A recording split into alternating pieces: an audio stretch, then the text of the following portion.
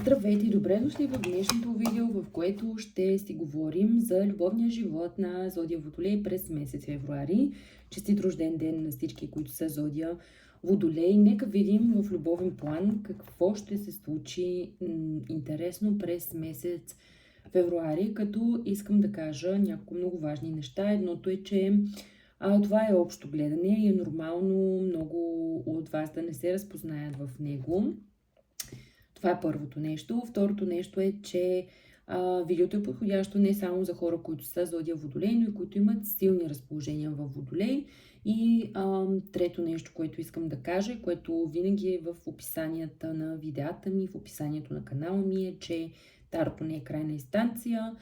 Това се прави по-скоро за разведряване, за да получите различни перспективи, различни гледни точки, може би да се замислите върху неща, върху които не сте се замислили до сега, но винаги вие имате свободната воля да решавате и да правите нещата така, както вие смятате за добре, както вие смятате за разумно, така че моля да не се взима старочетенията прекалено на сериозно. Нека сега да видим какво очаква Зодия Водолей през месец февруари в любовен план.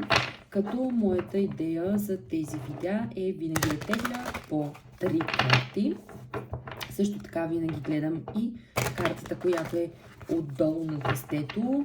При нужда тегля и пояснителни карти, така че имайте предвид, че понякога четенето няма да е само от 3 карти, а от повечко, ако са нужни пояснителни такива.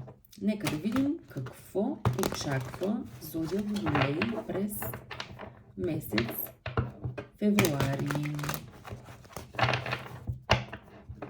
в любовен план. Разбира се.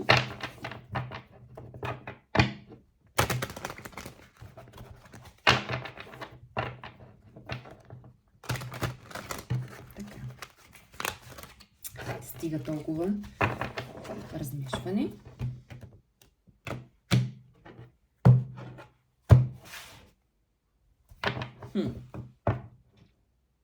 Пет чаши е отдолу на тестето. Нека видим и другите карти.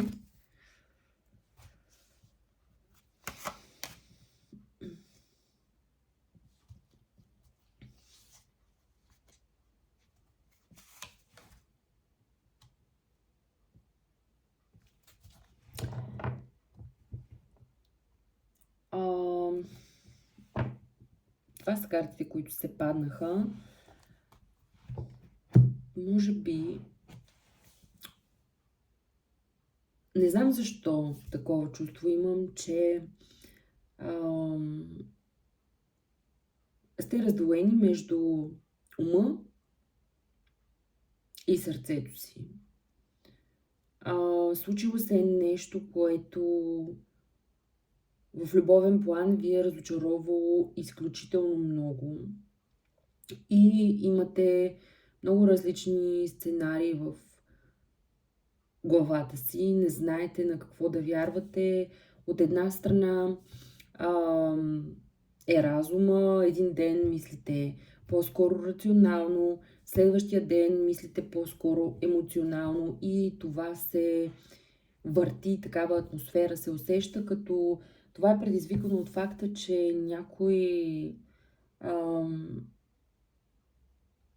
ви е наранил и някой може да не е оценил нещата, които вие сте направили за него. Имам чувство, че сте дали доста от вас за определен човек, за това определена връзка да функционира по някакъв начин, но крайният резултат не ви задоволява, не сте доволни от това, което се е случило. Също така може да се е случило нещо внезапно, което много да ви е наранило, което да ви накара, което да ви накара да се отдръпнете от определен човек. Аз смятам, че не значи непременно, че ще приключите някакви взаимоотношения с определен човек, но е твърде вероятно да сте тръгнали вече в тази посока. Да преоценяте нещата, да мислите много различни варианти. Ако направя това, какво ще се случи, ако направя онова, какво ще се случи, защо се случва това, защо се случва онова. Истината е, че вие сте човек, който е доста емоционален, но също така има здрав разум. Значи, по принцип, нали, има хора, които са по-скоро емоционални, нямат така реална и рационална преценка за нещата. Има хора, които и са много неемоционални, но за сметка на това много аналитични и рационални. Вие сте човек, който съчетава и двете в себе си. На моменти сте така, на моменти сте иначе. Но определено сте доста объркани през месец февруари. Разочаровани сте определено от някакви обстоятелства, които са се случили, и смятам, че нещото, което се е случило много неочаквано за вас. Много така...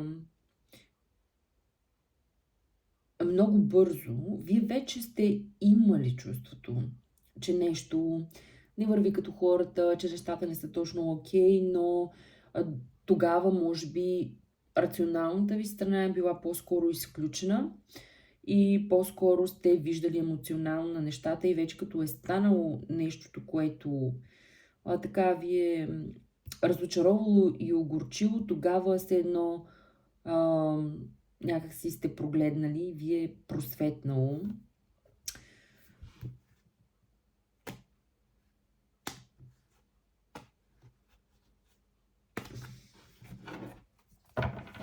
Нека видим пояснителна карта за 7 чаши. Да видим с какво са свързани вашите чудения.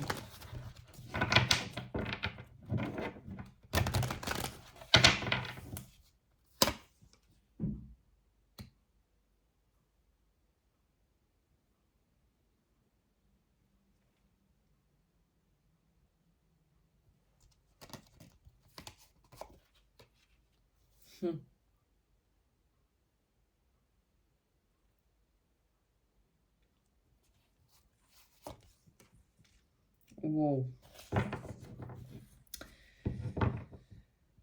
Така. Значи паднаха се 3 големи аркани, като пояснителни на 7 чаши. Смятам, че някой тук е бил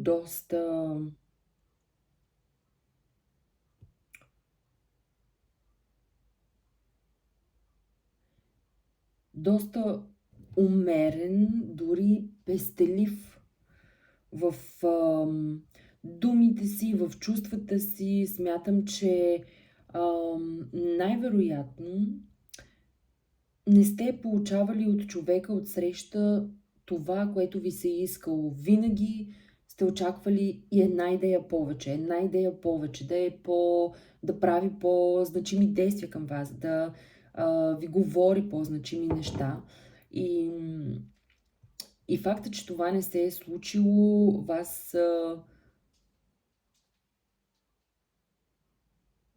ви е тормозило доста и ви тормози. Възможно е да взаимодействате с везни или да имате везни в наталната карта. Не е задължително, но завъртяло се едно колело. Отключила се една динамика. Станало е доста бързо, но това е било нещо, което и нямало как да избегнете. При всички положения, рано или късно е щяло да се случи. И аз смятам, че докато вие сте били по-емоционални. Не сте обръщали чак такова внимание на това, че отсрещният човек не ви дава достатъчно действие, не ви дава достатъчно ласки, няма достатъчно, не прекарва достатъчно време с вас и тем подобни. Но в един момент, било то във вас нещо е щракнало или този човек е направил или казал нещо, което е завъртяло колелото, което вас ви е накарало да се осъзнаете, вас ви е накарало да разберете, че реално това, което получавате от този човек, не е това, което вие заслужавате да получите. И от тук идват чуденията. Бре, аз не получавам това, което би трябвало да получавам. Това не е справедливо, защото аз залагам чувства, емоции, време в тази връзка и в тези отношения и би трябвало да получавам от отсрещната страна толкова, колкото аз давам, поне, ако не и повече.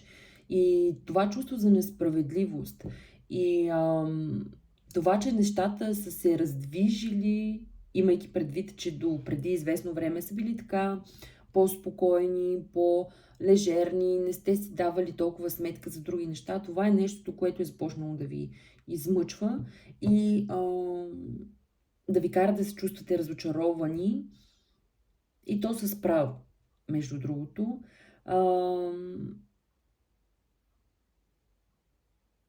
Но, пак казвам, всичко, което се случва заради някаква определена причина. В момента ще имате период на чудене, на анализиране на нещата, на искане справедливостта да вземе превес.